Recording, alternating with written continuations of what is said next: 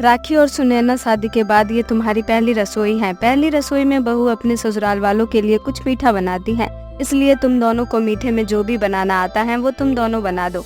मैंने तुम दोनों की जरूरत है यहाँ हर सामान रख दिया है। कलावती के जाते ही राखी और सुनैना अपनी पहली रसोई का खाना बनाने की तैयारी में लग जाती है। राखी एक गांव की लड़की होती है। गांव से होने की वजह से राखी को घर के सारे कामकाज और खाना बनाना अच्छे से आता था, इसीलिए राखी खाना बनाने में लग जाती है। लेकिन वही सुनैना एक शहर की मॉडर्न लड़की होती है। सुनैना ने तो आज तक किचन में कदम भी नहीं रखा था, जिसके चलते उसे खाना बनाने के बारे में कुछ भी नहीं पता था।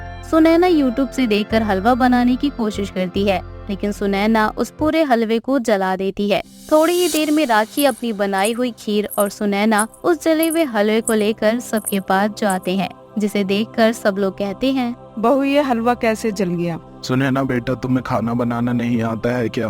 पापा जी, आप लोग तो जानते हैं कि मैं एक मॉडर्न लड़की हूँ, मुझे ये खाना वाना बनाना नहीं आता। कोई बात नहीं बहू, अगर तुम्हें खाना बनाना नहीं आता है तो ये कोई बड़ी बात नहीं है, धीरे धीरे तुम सब सीख जाओगी। जिसके बाद सारा परिवार राखी की बनाई हुई खीर को खाते हैं और राखी की बहुत तारीफ करते हैं। खीर खाने के बाद कलावती और रुपेश दोनों को नेक देते हैं। सुनैना भले ही शहर की हो, लेकिन सुनैना की शादी एक गांव में होती है, इसलिए सुनैना को गांव के बारे में कुछ भी नहीं पता होता और न ही किसी घर के कामकाज के बारे में, जिस वजह से सुनैना के सास ससुर सुनैना से घर का कुछ भी काम नहीं करवाते और सारे काम खुद ही करते हैं। लेकिन वही राखी शादी के दूसरे दिन ही घर की सारी जिम्मेदारियों को संभालने लगती है। राखी रूप रंग से भले ही काली हो, लेकिन अपने घर गृहस्थी को वो बहुत अच्छे से संभालती है। ऐसे ही शादी के अब 4 महीने पूरे हो जाते हैं। इन 4 महीनों में सुनैना ने घर के किसी भी काम को हाथ नहीं लगाया था। अरे नीतू बेटा, तुम अभी तक कॉलेज नहीं गई तो बेटा सुनैना बहू को बोल देती, वो लंच बना देती। पिताजी, सुनैना भाभी को कहना और भैंस के सामने बीन बजाना दोनों एक ही बराबर है। सुनैना भाभी को किसी भी काम के लिए कितना ही बोल लो, लेकिन उनके कानों पर जो ही नहीं रेंगती, इसीलिए उनको बोलने से अच्छा मैं खुद ही अपने लिए लंच बना लूं।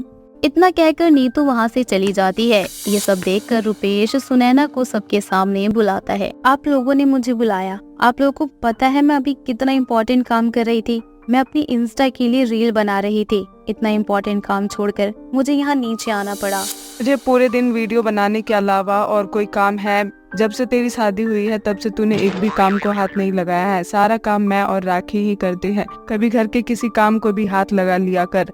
इस घर की बहू सिर्फ राखी ही नहीं, तू भी है। शुरुआत में तो हम सब तेरे सारे काम कर दिया करते थे ताकि तू सारे कामों को समझ सके, लेकिन तूने तो इस बात का फायदा ही उठा लिया। मम्मी जी, मैं शहर की रहने वाली एक मॉडर्न लड़की हूँ। मैंने आज तक अपने घर में किसी काम को हाथ नहीं लगाया, तो ससुराल में क्या हाथ लगाऊंगी?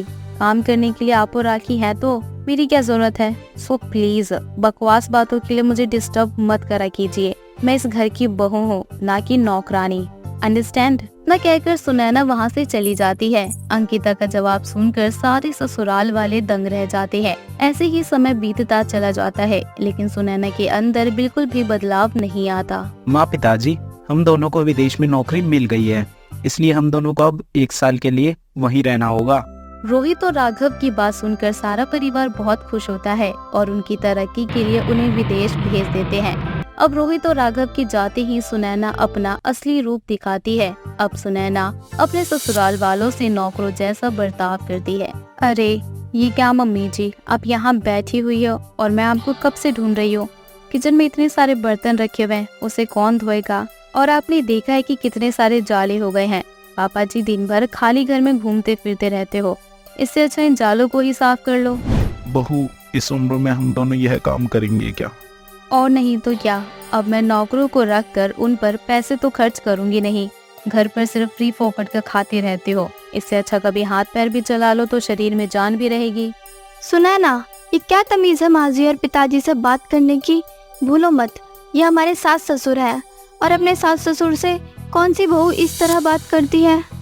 OMG, अभी गांव की गवार मुझे तमीज सिखाएगी। तेरी औकात इस घर में एक नौकरानी के बराबर है, समझी? आइंदा मेरे सामने अपनी जुबान खोलने की हिम्मत भी की तो तेरी जुबान कैंची से काट दूंगी।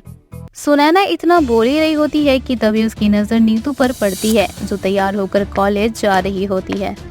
ओ महारानी, इतना तैयार होकर कहाँ जा रही हो? अपनी बॉयफ्रेंड से मिलने? भाभी ये कैसी बातें कर रही हैं आप? जानती है ना मैं कॉलेज जाती हूँ। हाँ हाँ, मुझे मत सिखा। मैं जानती हूँ कि तू कॉलेज के बहाने किससे मिलने जाती है। आज से तेरा कॉलेज जाना बंद। घर के काम काज करना सीख तू और मम्मी जी। और पापा जी, आप दोनों अभी तक यहीं पर हैं। मैंने आप दोनों को जो काम दिए थे वो आप लोगों ने अभी तक नहीं करे। और राखी, तुम, घर में दूध खत्म हो गया है, जाकर भैंस से दूध निकाल कर लाओ। और नीतू, बाथरूम में बहुत सारे कपड़े हो गए हैं, तो जाकर तुम वो सारे कपड़े धो दो। ना बोलकर सुनैना वहाँ से चली जाती है। सुनैना की बातें सुन सभी की आंखों में आंसू होते हैं, लेकिन वो मजबूर होते हैं, इसलिए सुनैना के बताए हुए सारे कामों को करने लग जाती है। ऐसे ही कई महीने बीत जाते हैं, लेकिन सुनैना का अत्याचार अपने ससुराल वालों पर बिल्कुल भी खत्म नहीं होता। दिन रात काम करने के बाद भी सुनैना अपने ससुराल वालों को सिर्फ सूखी रोटी और प्याज ही दिया करती थी। ढंग का खाना ना मिलने की वजह से सबकी हालत खराब होने लगती है, लेकिन अंकिता को इससे जरा भी फर्क नहीं पड़ता। शरीर में कमजोरी आने की वजह से नीतू को चक्कर आ जाते हैं और वो नीचे गिर जाती है। अरे क्या हुआ तुम्हें? तुम ठीक तो हो ना? कुछ नहीं हुआ है इसे, ये तो ना काम करने का बस बहाना है। बस कर बहू, तुझे क्या मेरे बेटे की हालत दिखाई नहीं दे रही है? आपकी इतनी हिम्मत कि आप मुझ पर चिल्लाओ। आप लोगों की इस घर में हैसियत सिर्फ नौकर जितनी है, समझे आप लोग? सुनैना इतना बोल ही रही होती है कि तभी वहाँ रोहित और राघव आ जाते हैं। रोहित और राघव को पूरा 1 साल हो चुका था अपनी नौकरी खत्म होने पर। रोहित और राघव खुशी खुशी अपने घर लौटते हैं, लेकिन सुनैना का अपने घर वालों के साथ ऐसा बर्ताव देखकर दोनों हैरान हो जाते हैं, जिसकी वजह से रोहित गुस्से में जाकर सुनैना को थप्पड़ मार देता है। तुम्हारी इतनी हिम्मत कि तुम मेरे घर वालों के साथ ऐसा सलूक करो?